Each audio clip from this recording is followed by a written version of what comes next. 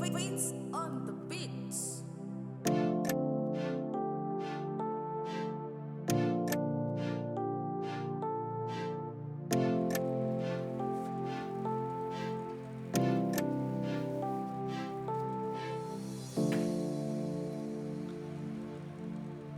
My definition of a man can vary, but that's because I've had so many different points of view.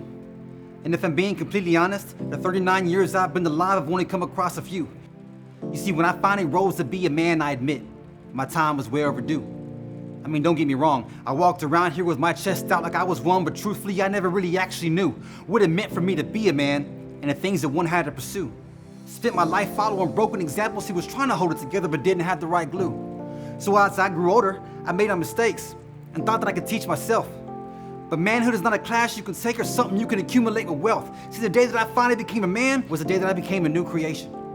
And the man that I am now wasn't taught through education, but formed through a revelation. This elevation I've experienced increases more with prayer and meditation, which brings a sensation far greater than any high or medication. My dedication to succeed, that's a drive that comes from deep within. A drive that ignites this Holy Ghost fire from the spirit that I've been given. You see, I wrote these words for the men whose past was a lot like mine. The ones who hustled full time, chasing that money, but in the end couldn't keep a single dime. And when I chose to leave it behind, it was because it started to dictate my future. Probably know what a lot of you guys are thinking right now, because believe me, my feelings were mutual. But my usual routine wasn't working, probably a lot like most of you. But life is a series of choices that we all have, and it's a journey that we all must go through to become the man that we was created to be while leaving behind a legacy. Am I suggesting you do it the same way that I did?